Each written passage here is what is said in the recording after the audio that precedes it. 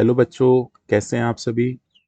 आइए आज स्टार्ट करते हैं क्वाड्रेटिक इक्वेशन की एक्सरसाइज नंबर 4.1, जिसके हम क्वेश्चन नंबर 2 की बात करेंगे। एक्सरसाइज 4.1 के क्वेश्चन नंबर 1 के सारे 8 सवाल हमने पहले ही निपटा चुके हैं। अब आगे की जो बचे हुए सवाल हैं जो सेकंड क्वेश्चन में हैं, आइए आज हम उसको डिस्कस करते हैं। तो एक बार जल्दी से अपने पेन पेपर हाथ में ले लीजिए सो दैट हम शुरू करते हैं। और सेशन अच्छा लगे तो प्लीज़ लाइक ज़रूर कीजिएगा। राइट, चलिए आगे चलते हैं और देखते हैं क्या क्या इसमें आज क्वेश्चंस हैं। तो फर्स्ट क्वेश्चन आपके स्क्रीन पर ये रहा। पढ़िए, बहुत ध्यान से पढ़िए, क्वेश्चंस को पढ़ना बहुत ज़रूरी है। Represent the following situations in the form of quadratic equation. मतलब हमें जो भी अब क्वेश्चंस आएंगे उन सभी क्वेश्चंस को क्वाड्रेटिक इक्वेशन के फॉर्म में रिप्रेजेंट करना है। ठीक है, जैसे फर्स्ट क्वेश्चन क्या कहता है, the area of rectangular plot is 528 metre square. The length of the plot in meter is one more than the twice of its width. We need to find the length and width of the plot. Hindi में क्या कहते हैं, एक आयताकार भूखंड का क्षेत्रफल 528 वर्ग मीटर है। प्लाट की लंबाई इसकी चौड़ाई के दुगने से एक अधिक है। इसमें कथनांक की लंबाई और चौड़ाई ज्ञात करनी होगी। तो जो कथन दिया गया है उसमें लंबाई और चौड़ाई हमको ज्ञात करना होगी। ठीक है, अच्छा पहली बात तो ये कि हमें एरिया पता होना चाहिए। राइट, एरिया ऑफ रेक्टेंगल क्या होता है, एरिया ऑफ रेक्टेंगल क्या होता है। यदि मैं आपसे एक छोटा सा सवाल पूछूं तो आपका जवाब होगा सर लेंथ इनटू विड्थ। ठीक है, जिसे हम लंबाई गुणित चौड़ाई कह सकते हैं। ठीक है, यदि मैं आपसे क्षेत्रफल की बात करूं तो आयत का क्षेत्रफल होता है लंबाई गुणित चौड़ाई। तो हमारा पूरा फोकस आज का इस सवाल पे इस फॉर्मूले को लेकर है। क्या हमें इस पूरे क्वेश्चन में लंबाई दे रखी है, तो आपका जवाब होगा बिल्कुल नहीं दे रखी है। तो हम मानेंगे let the length of rectangle be x. हमने लंबाई को कितना मान लिया, एक्स। आप हिंदी में लिख लीजिए, लंबाई को हमने क्या मान लिया, एक्स। और ऐसे हमने ब्रेथ, जो आपके पास चौड़ाई है, ब्रेथ ऑफ रेक्टेंगल बी, हम इसको वाई मान लेते हैं। ठीक है, इतनी बात क्लियर है। अब इस लाइन को बहुत ध्यान से पढ़ना। क्या, जो लेंथ है, जो लेंथ ऑफ अ प्लॉट, जो लेंथ आपके पास है प्लॉट की, वो क्या है, वन मोर, एक ज्यादा है, किससे, विड्थ की ट्वाइस करने पर। तो देखो विड्थ हमने क्या माना है, वाई। विड्थ यदि हमने वाई माना है तो हम लिख लेते हैं वाई, ये विड्थ है, इसका दुगना से एक ज्यादा, ये किसकी लंबाई है सर, उस रेक्टेंगल की लंबाई है। फिर से सुनो, बस ये इक्वेशन आपको फॉर्म करना आना चाहिए, तभी आपका काम आसान होगा। ठीक है, फिर से सुनिए, जो आपके पास उसकी चौड़ाई है उसका दुगने का एक ज्यादा उसकी लंबाई के बराबर है ना। ऐसे ये दे रखा है, ये पूरा स्टेटमेंट आप फिर से पढ़ो, ये पूरा स्टेटमेंट फिर से पढ़ो यहाँ तक। ठीक है, अब ये बात हमें बहुत अच्छे से मालूम पड़ गई। ठीक है, अब आपको बहुत अच्छे से पता है लंबाई गुणित चौड़ाई। यदि हम क्षेत्रफल की बात करें, यदि हम एरिया की बात करें, तो एरिया बराबर होता है लेंथ इंटू विड्थ, मतलब l into x into y. ये हमें दे रखा है कितना, ये हमें दे रखा है 528। ये देखो ये दे रखा है हमें 528। तो क्यों ना हम इसमें x की वैल्यू पुट कर दें। x की वैल्यू यदि मैं पुट करूंगा तो क्या मिलने वाला है आपको, x की वैल्यू ये वाली पुट कर दो यहाँ पर, तो हो जाएगा 2y+1 और इंटू में y बराबर में कितना हो जाएगा 520। x को मल्टीप्लाई कर दो तो 2y² प्लस वाई, और इसको इधर खींच के ले आओ तो माइनस का 528 हो जाएगा, बराबर में क्या हो जाएगा 0। अब मुझे एक चीज बताओ, ये इक्वेशन क्या एक क्वाड्रेटिक इक्वेशन है, तो आपका जवाब होगा यस। तो बस हमें यही प्रूफ करना था कि जितने भी क्वेश्चंस दे रखे उसका क्वाड्रेटिक फॉर्म कैसे बनाया जा सकता है। ठीक है, मेरे क्वेश्चन का जो आंसर होगा वो ये हो जाएगा 2y² plus y minus 528 equal to 0। तो बताओ एक बार जल्दी से, क्वेश्चन समझ आया? आपको कुछ नहीं करना है, इन लाइनों के बीच में आपको जो पढ़ना है ना वही इंपॉर्टेंट है। ठीक है, चलो एक और सवाल। अब अगला सवाल देखते हैं हम, क्या इसके लिए खास है, इसका स्क्रीनशॉट बना के कॉपी में लिख लीजिएगा। ठीक है, आपको नोट्स जरूर बनाना है, बिना नोट्स के चीजें आसान नहीं होगी आपके लिए। ओके, चलिए अगले क्वेश्चन पे चलते हैं। नेक्स्ट क्वेश्चन क्या कहता है? Question number 2। क्वेश्चन नंबर 2 देखिए, पढ़िए जरा ध्यान से पढ़िए। The product of two consecutive positive integer is 306। We need to find integer. दो क्रमांगत धनात्मक पूर्णांकों का गुणनफल 306 है। हमें पूर्णांक ज्ञात करने की आवश्यकता है। ठीक है, हमें पूर्णांक ज्ञात करना है। चलो भाई देखते हैं इसमें क्या आएगा इसका आंसर। चलो जल्दी से बताओ कितने लोगों को इस चीज के बारे में पता है। अच्छा, सबसे अच्छा तरीका पता क्या होता है? आप वीडियो को बार बार पॉज करते चलो और क्वेश्चन सॉल्व करते चलो। ठीक है, तो आपको ये बहुत अच्छे से पता होना चाहिए कॉन्जिक्यूटिव नंबर क्या होते हैं। कॉन्जिक्यूटिव मतलब लगातार संख्या, लगातार संख्या। जैसे मैं आपसे बोलूं 1, 2, 3, 4, 5, ये क्या है? ये कॉन्जिक्यूटिव नंबर है। तो क्या बोलते हैं? लगातार संख्याएं, क्रमांगत संख्याएं कहते हैं। ठीक है, तो कभी यदि हमें कॉन्जिक्यूटिव नंबर नहीं पता हो तो हमेशा कॉन्जिक्यूटिव नंबर इंक्रीजिंग ऑर्डर में होते हैं। राइट, आप डिक्रीजिंग में ले सकते हैं। राइट, लेकिन हमें एक ऑर्डर को फॉलो करके चलना होता है।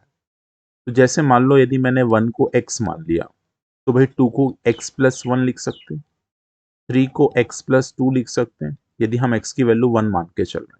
तो आपको पता है ये क्रमांगत संख्याओं को लिखने का एक तरीका बन जाएगा। तो जब भी हमें कोई क्रमांगत संख्या नहीं पता होगी तो हम अपने एक्स वाई से काम चला लेंगे। तो हमने यहाँ पे अज्यूम कर लिया, let the two integer numbers x, x+1। क्योंकि क्रमांक चाहिए, कॉन्जिक्यूटिव चाहिए, तो हमको ऐसे लिखना पड़ेगा। अब बोलता है इन्हीं का प्रोडक्ट, क्या बोला है? टू नंबर कॉन्जिक्यूटिव नंबर का प्रोडक्ट। ठीक है, तो हम लिखते हैं x इंटू x+1। ये प्रोडक्ट हमें कितना दे रखा है सर? 306 है, 306 है, ये 306। इतनी बात क्लियर? अब यदि हम इसको सॉल्व करें तो क्या हो जाएगा? x² प्लस एक्स बराबर 306, और 306 को यदि हम यहाँ ले आएंगे तो x² प्लस एक्स माइनस 306 बराबर में कितना देगा? 0। बताओ ये क्वाड्रेटिक इक्वेशन बन गई कि नहीं? तो आप बोलेंगे यस सर, तो ये आंसर आ गया हमारा। तो हमें हर एक क्वेश्चन में जो दे रखे हैं यहाँ पे उनकी सबकी क्वाड्रेटिक इक्वेशन फॉर्म करके बताना, जो सिचुएशन दे रखी है उसके बेसिस पे। तो बहुत आसान सवाल है, आप बार बार इन चीज़ों की प्रैक्टिस करेंगे तो हर चीज़ आसान लगेगी आपको। ठीक है, बस इंपॉर्टेंट टास्क है सर प्रैक्टिस। आप प्रैक्टिस पे ध्यान दीजिए, बाकी काम मुझ पे छोड़ दीजिए। धीरे धीरे आपके सामने इस चैनल पे आपके सारे तरह के चैप्टर आते जाएंगे। ठीक है, आपको बस जितना कंटेंट मिल रहा है ना उसको बार बार रिवाइज करना है। इंपॉर्टेंट है रिवीजन। ठीक है, सिर्फ वीडियो देखना कुछ नहीं होने वाला है। चलिए अगले सवाल पे चलते हैं। क्वेश्चन नंबर 3 देखिए। क्वेश्चन नंबर 3 बोलता है, Rohan's mother is 26 years older than him. The product of their ages 3 years from now will be 360. We would like to find Rohan's present age. हमें रोशन की प्रेजेंट एज निकालने के लिए सारा काम करना। ठीक है भाई, रोहन की माँ उनसे 26 साल बड़ी है। ठीक है, किससे? रोहन से।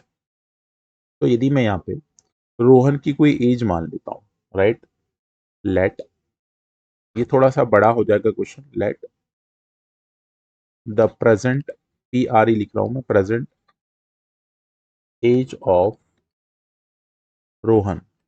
ठीक है, इसको हम एक्स मान लेते हैं। तो मुझे बताओ, so the age of his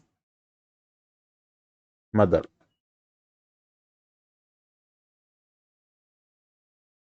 कितनी हो जाएगी भाई मदर की एज?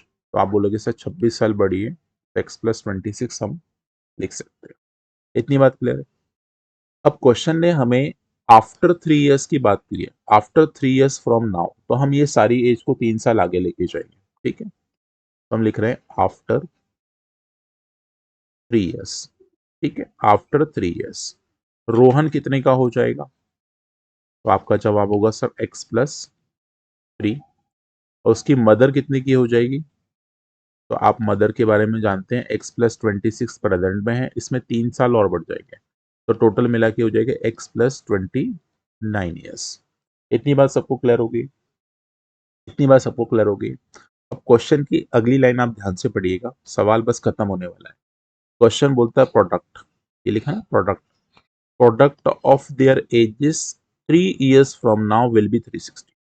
मतलब जो प्रोडक्ट है आपके पास 3 साल बाद, तो हमारे पास 3 साल बाद प्रोडक्ट क्या है सर? ये है, मतलब एजेस क्या है? ये है।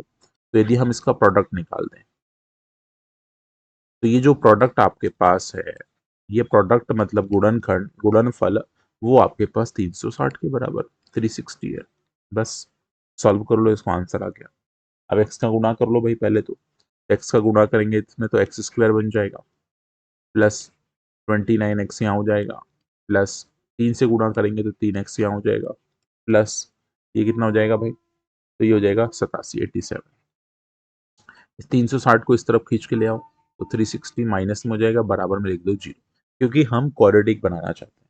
ठीक है, अब इसको सबको सॉल्व कर लो, तो एक्स स्क्वायर प्लस इन दोनों को जोड़ लो, ये हो जाएगा 32x, इसको घटा देंगे तो माइनस का 87 बचेगा। ठीक है, 87 माइनस कर दो 270,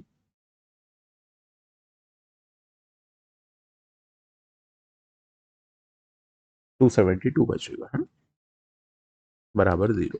लो भाई आंसर आ गया। हमें हर एक क्वेश्चन में क्या करना है? हमें हर एक क्वेश्चन में क्वाड्रेटिक फॉर्म करना। हमारा सिर्फ एक ही काम है, वो है क्वाड्रेटिक को फॉर्म करना।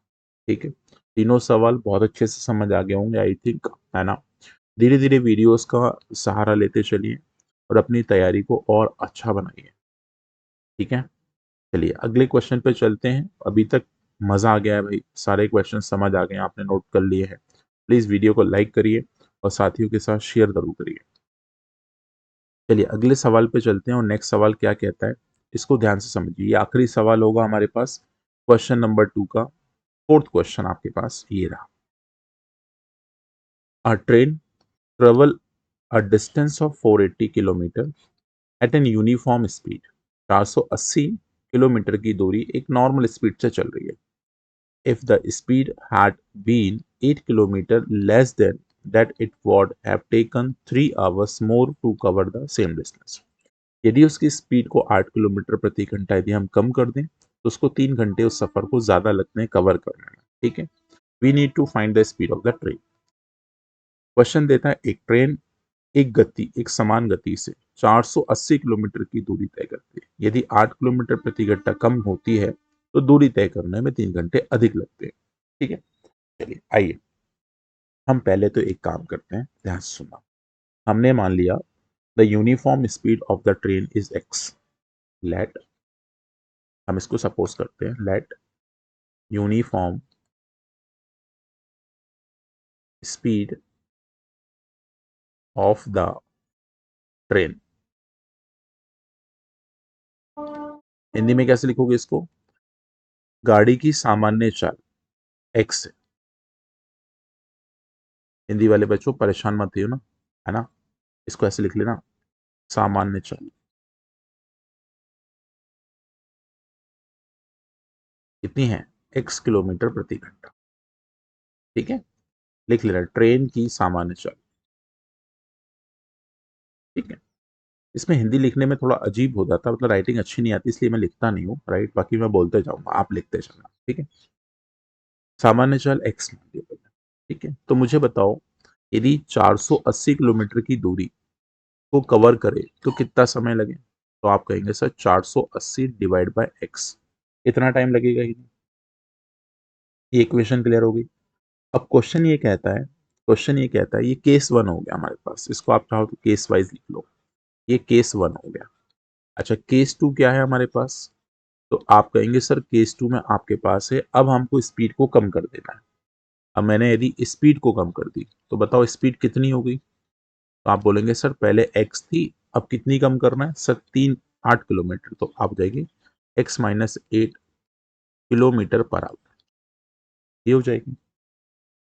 ठीक है, तो बोलता है जो टाइम है ना, ये जो टाइम है ना, वो कितने घंटे बढ़ जाता है सर, 3 घंटे ज्यादा लगते हैं। तो पहले टाइम लिखता था, लगता कितना 480/x लगता था, अब 3 घंटे ज्यादा लगते तो अब इतना टाइम लगेगा। ठीक है, इतनी बात क्लियर हो गई भाई। तो अब हमारे पास एक छोटी सी बात पता है जो कि दूरी है, और दूरी का फॉर्मूला आप सबको पता है। क्या पता है सर, स्पीड को यदि हम टाइम से गुना कर दें तो दूरी मिलती है, डिस्टेंस मिलती है। तो मेरे पास स्पीड भी है, टाइम भी है और डिस्टेंस भी है, तो मैं सारी वैल्यू यहाँ डालता हूँ। x-8 और इंटू में हो जाएगा 480/x+3, ये टाइम हो गया, बराबर डिस्टेंस कितनी है हमारे पास, तो आप कहेंगे सर 480। अब जल्दी जल्दी से इसको सॉल्व करना है आप सभी को। ये आपके लिए एक छोटा सा होमवर्क है, एक छोटा सा होमवर्क है, आपको इसको सॉल्व करना है पूरी इक्वेशन को। ठीक है, कैसे करते हैं आप सभी ने स्टार्टिंग से पढ़ते हुए आ रहे हैं, और इसका इक्वेशन का राइट आंसर आप कमेंट बॉक्स में लिखेंगे। ये इक्वेशन क्या आई है, इसको आपको कमेंट बॉक्स में टाइप करना है। ठीक है, कर लोगे इतना, बहुत छोटा सा काम दिया है, बहुत छोटा सा असाइनमेंट दिया आपको मैंने। ठीक है, देखिए आप इन वीडियो को रोजाना फॉलो करेंगे तो बहुत अच्छे से सारी चीजें समझ आ जाएंगी आपको, है ना। तो ये थी आज की हमारी टोटल पूरे क्लास। एक्सरसाइज नंबर 4.1 हमारी खत्म हो चुकी है। अब 4.2 की चर्चा करेंगे, राइट। लेकिन जितने पिछले वीडियो में सवाल समझाएं, आज के वीडियो में सवाल समझाएं, इनकी बार बार प्रैक्टिस करना। जितनी ज़्यादा प्रैक्टिस उतना चैप्टर ये आसान लगने वाला है, क्योंकि मेरे को चैप्टर खत्म करने में समय नहीं लगेगा, लेकिन आपको प्रैक्टिस करने में ज़्यादा समय लगेगा। ठीक है, तो आप अपने अटेंशन को बनाए रखिए। वीडियो अच्छा लगा है तो प्लीज़ लाइक करके ज़रूर जाइए। तो bye bye, take care, stay tuned. 10th class maths text book. Thank you.